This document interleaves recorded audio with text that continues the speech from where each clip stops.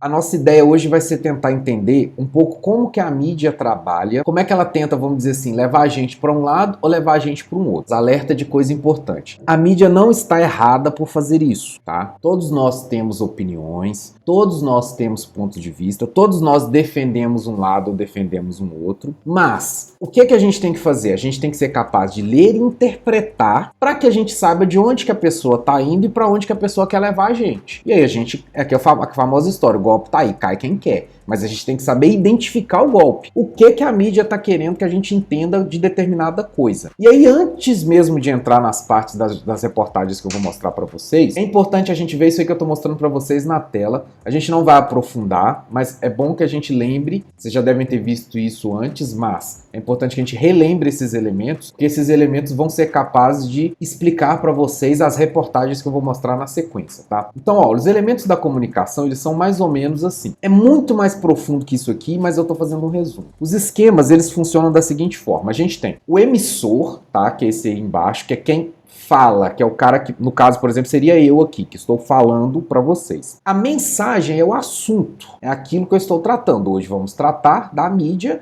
Vou mostrar para vocês as questões da leitura e ver como a mídia, as mídias todas, sem exceção, se fingem de imparcial, mas na verdade elas estão defendendo uma coisa ou outra. Dentro disso, nós vamos ter o canal, que é o lugar, né, que é aqui no caso a gente está usando a internet, o código seria a língua, o referente é o referencial no mundo real, que é as reportagens que eu vou mostrar, o ruído é quando dá problema, quando a pessoa não entende, então esse ruído não é chieira, se vocês estão escutando chieira aí, não é essa chieira. Então quando eu falo, eu preciso de usar isso tudo aqui para que a mensagem chegue em vocês, que são os receptores, tá? E aí vocês me dariam um feedback daquilo que eu falei. Claro que o receptor também, ele tem as suas próprias ideias, ele tem suas próprias emoções, ele tem seus próprios pontos de vista. Então, assim, muitas das vezes não adianta você tentar vender água para quem não está com sede. Ou seja, não adianta você tentar explicar alguma coisa para alguém que não quer entender. Em outras palavras, quando a pessoa já tem opiniões, às vezes, muito rígidas, nem adianta você tentar explicar. Porque o problema não vai estar em você na mensagem, vai estar na pessoa que não quer ouvir. Então acontece muito isso. Então tenham paciência, às vezes você vai conversar com a pessoa, você acha que a pessoa é burra ou que a pessoa é cabeça dura, não é. É porque a pessoa dentro lá das concepções dela, ela nem quer ouvir falar disso. Então a gente tem que tentar ter respeito ao máximo possível das pessoas, tá? Bom, beleza.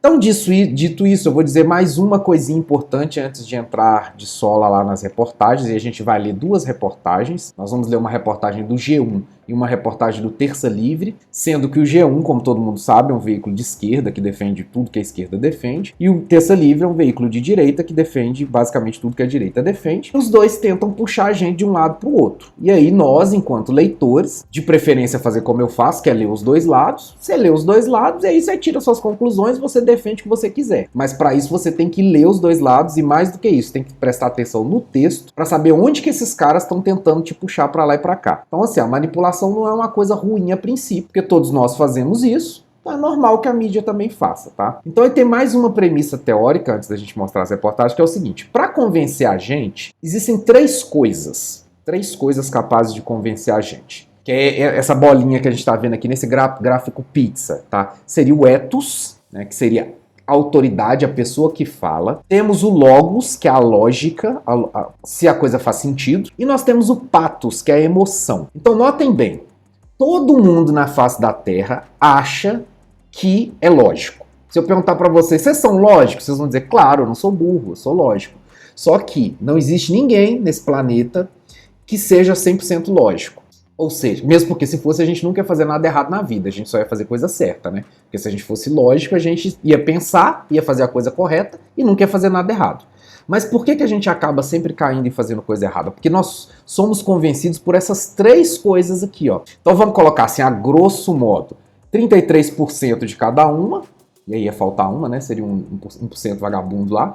Mas aí a gente seria, por exemplo, 33% do que a pessoa fala tem que fazer sentido, 33% tem que ser emocional. Então quando eu coloco um slidezinho desse aqui, todo coloridinho, todo bonitinho, é porque ele é emocional. Isso convence. Se eu tivesse só escrito aqui, ao invés de ter feito essa imagem, não sei o quê, eu estaria diminuindo o pathos daquilo que eu quero mostrar para vocês. Então quando você faz lá um design, quando você coloca roupas melhores para sair, tudo isso, quando você chega numa loja e o vendedor está muito bem vestido, quando você tá tocando uma musiquinha ambiente, o perfume da loja é maravilhoso, isso tudo é para te bater na emoção. Isso tudo é o pathos, tá? A pessoa quer te convencer a comprar através da emoção. E aí a lógica vai ser o vendedor te explicar que tal produto é bom ou ruim, etc. E aí o ethos seria o discurso de autoridade. Por exemplo, eu estou aqui, sou um professor formado em letras, blá blá blá blá blá blá blá blá blá. Então, teoricamente, nem sempre é assim, né? Teoricamente, uma pessoa que estudou e que tem diplomas, teoricamente, essa pessoa tem autoridade para falar alguma coisa. Não podemos ser convencidos apenas por isso. Então, daí a gente percebeu que a pessoa falou alguma coisa, a gente tem que usar a lógica também para ver se isso que ela falou tem sentido ou não, tá? Então, essas três coisas trabalham juntas e a gente precisa de entender qual é a dinâmica dessas três coisas trabalhando em conjunto, porque senão a gente não vai entender por que a gente é enganado o tempo todo e por que a gente engana as pessoas também, porque a gente não só é enganado, mas a gente também engana. Isso é uma coisa normal que acontece, tá? Então, olha só, a notícia do G1 de ontem, ela diz o seguinte: Israel volta a atacar posições do Hamas na faixa de Gaza, diz exército. Sirene soa no sul israelense. É até bom que você não saiba nada sobre o conflito de Israel com o Hamas, porque se você não souber nada, a gente vai conseguir, pelo texto, ver para onde que esse povo quer levar.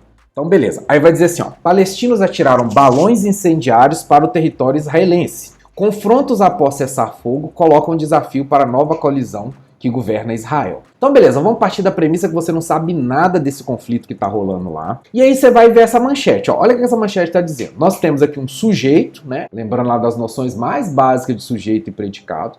Então nós temos um sujeito que é Israel, e esse sujeito Israel, ele volta a atacar, ou seja, ele já atacou antes, ele está atacando de novo. Posições do Hamas no sul de Gaza. Beleza. Diz exército. Então, o exército que disse que isso aconteceu. Sirenes soaram no sul israelense. Agora, olha aqui embaixo, na parte, olha o que ele está dizendo. Ó, palestinos atiraram balões incendiários para o território israelense. Quando você lê aqui em cima, fala Israel volta a atacar. Mas quando você lê aqui embaixo, fala, uai, mas eles jogaram balão incendiário no lugar dos caras? Então não é que Israel voltou a atacar, né? Talvez eles se defenderam. Mas vamos dar o benefício da dúvida, vamos ler a reportagem para ver o que a reportagem diz. Aí tem as imagens são lindas, né? Se vocês já viram o Iron Dome funcionando ou não viram. Ah, você viu? É tipo Guerra nas Estrelas, né? O negócio é surreal, parece videogame. Então aí é uma imagem, né? Provavelmente esse é o Iron Dome funcionando. E aí ele vai dizer na reportagem o seguinte, ó. As forças de defesa de Israel iniciaram novos ataques na faixa de Gaza nessa quinta-feira, 17. Segundo o exército israelense, os alvos são posições do grupo extremista Hamas, que controla a região.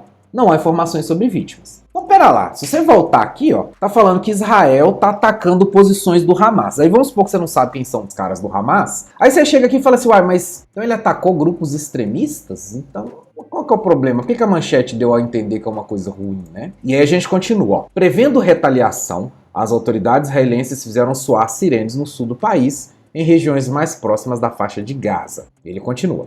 Os caças atacaram recentemente um local de lançamento de foguetes e complexos militares da organização terrorista Hamas, na faixa de Gaza, e Khan Yunis, cidade do sul de Gaza, disseram as forças de defesa de Israel em comunicado. Então note, ó, aqui no início, eles não falaram que o Hamas é um grupo terrorista. Do jeito que falaram aqui, parece que Israel foi lá e atacou os caras sem mais nem menos, né? Mas quando você vai na própria reportagem aqui embaixo, olha só, tá falando que o Hamas é um grupo terrorista. Então, fica parecendo que Israel é o culpado, mas foi o Hamas que atacou primeiro, mas o Hamas é um grupo terrorista. Então notem como é que eles apostam na enrolação, tá? Então o que acontece? Eles estão apostando. Nós, apesar da gente achar que a gente é bem informado, quanto mais informação a gente tem, mais difícil é da gente entender as coisas. Pode parecer contrassenso, mas não é. Um homem antigo, tá? Um homem lá de 300 anos atrás, ele recebia durante a vida dele inteira as informações que a gente recebe em um dia, hoje. Então, assim, o sujeito daquela época, ele não recebia quase nada de informação durante a vida dele toda, tá? O conhecimento todo que existia cabia em um livro, digamos assim.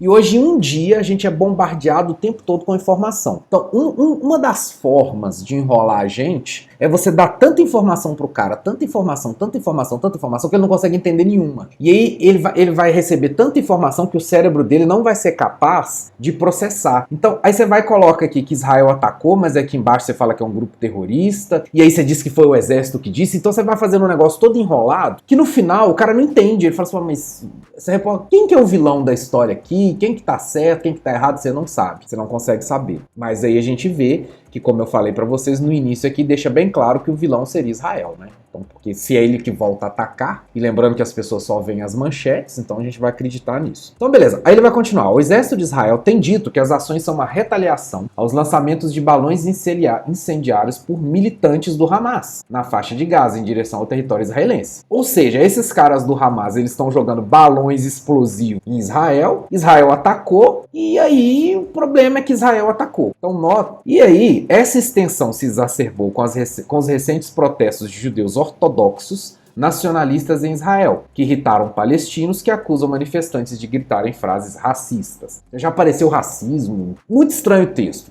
De onde que saiu o racismo aqui? Sei lá.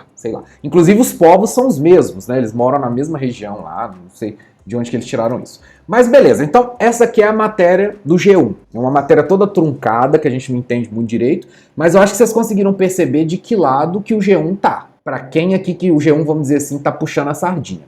Agora vamos ver o outro ponto de vista sobre a mesmíssima coisa que aconteceu no dia 17. Mesmíssima, sem nenhuma diferença. O mesmo fato que aconteceu no dia 17 foi retratado dessa forma pelo G1. Quando a gente acessa uma mídia do outro lado, ele vai retratar, vamos ver se ele vai retratar da mesma forma. Ó, agora vamos ver o que o Terça Livre diz, que é um veículo que está do outro espectro ideológico. Ele diz o seguinte, ó: Israel reage a ataques terroristas de Gaza. Olha a diferença. Israel volta a atacar posições no Hamas. Agora olha isso. Israel reage a ataques terroristas do Gaza, de Gaza. Então note que o fato é o mesmo. Após o Hamas reiniciar os ataques durante a noite de terça-feira, então olha como é que aqui é invertido. Lá na outra notícia diz assim, Israel reiniciou os ataques. Aí agora aqui é, após o Hamas reiniciar os ataques. Então aqui a cronologia é diferente. Lá a cronologia dá a entender que quem recomeçou foi Israel. Aqui diz, Israel recomeçou porque o Hamas começou primeiro. Então se eles começaram primeiro, Israel se defendeu. Então olha que a própria cronologia aqui foi modificada em relação a de lá. Tá? Aqui é a questão de quem nasceu primeiro, o ovo, a galinha. Só que lá eles dizem que o Hamas fez. Só que eles tentam enrolar de um jeito que fica parecendo que o Hamas não começou a briga, né? Então ele diz assim, ó: após o Hamas reiniciar os ataques durante a noite de terça-feira, dia 15, então já mudou a data também, né? Porque lá a data falou que era dia 17. As forças de defesa de Israel, em resposta, realizaram uma série de ataques aéreos em toda a faixa de Gaza. Militares de Israel já declararam que estão preparados para a possibilidade de novos combates. Algumas imagens e vídeos sobre o conflito foram divulgados nas redes sociais. Vocês sabem que o pessoal nunca coloca aqui, tipo, divulgados no YouTube, por exemplo, porque aí para não fazer propaganda pro YouTube, né? Aí para não fazer propaganda, fala redes sociais. Se quiser, você procura aí, Instagram, o que você quiser. Então vê que assim, às vezes você procura em duas notícias, você acha duas datas diferentes, você vai precisar de uma terceira, pode acontecer. Da terceira ter pegado daqui. Ele vai no G1, pega o que o G1 falou, coloca no site dele, escreve lá embaixo, publicado no G1. Aí você foi pra terceira, mas a terceira veio da primeira. Então, viu como é que é difícil achar a informação correta? Não é fácil. Porque aí você pode falar, não, mas eu tenho um tio que mora em Israel, ele falou que isso aqui nem aconteceu, viu? E aí, como é que a gente fica? Ou você pode dizer, não, viu? Vi um cara lá, o cara tava fazendo uma live em Israel, que eu já vi isso, o cara fazendo uma live com o celular ao vivo, no YouTube, e o negócio atacando lá. Pode acontecer também. Então, assim, hoje em dia é complicado. Então percebam como é que não é tão fácil da gente acreditar em mídia, não. Porque o negócio é complicado mesmo. Então, assim, duvidem. Se foi dia 15, dia 17, a gente não sabe.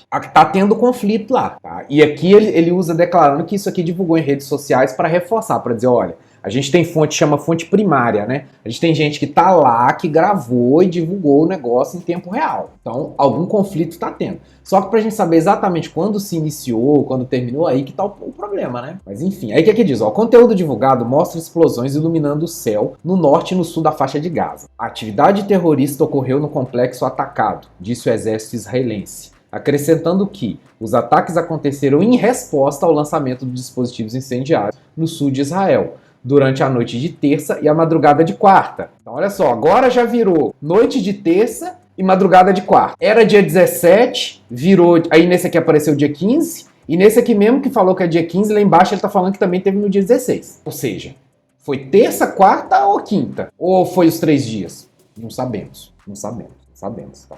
Pode ser que tenha sido os 3 dias, pode ser que aqui tenha um erro, não sabemos. Então note que aqui já tem até uma certa, né? Se aqui é terça-feira, então se é a madrugada de quarta, então não foi só. Então você teve ataques durante 2 dias. Mas enfim, aí depois que ele vai dizer, ó, depois do conflito ocorrido em maio desse ano, essa foi a primeira resposta de Israel a ataques do grupo terrorista. Vocês devem ter visto esse conflito, que é justamente o que eu falei das imagens do Iron Dome, né, que foi um conflito lá que se estendeu por alguns dias, então vocês devem ter visto lá. E aí o que ele diz? O conflito do último mês durou 11 dias, sendo encerrado após o Gabinete de Segurança de Israel aprovar o cessar-fogo contra o Hamas, né, contra o grupo terrorista lá.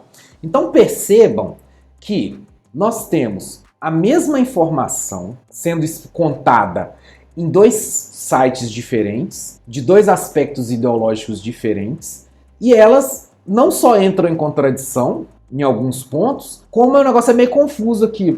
Um falou que é quinta, outro falou que é terça, e esse que falou que é terça ainda falou que também teve na quarta. Aí você acredita em quem você quiser, da forma que você achar melhor, porque não é fácil, galera, não é fácil. Então vocês percebam que, hoje em dia, esse negócio de saiu na mídia acaba virando quase que... A minha luz tá caindo aqui.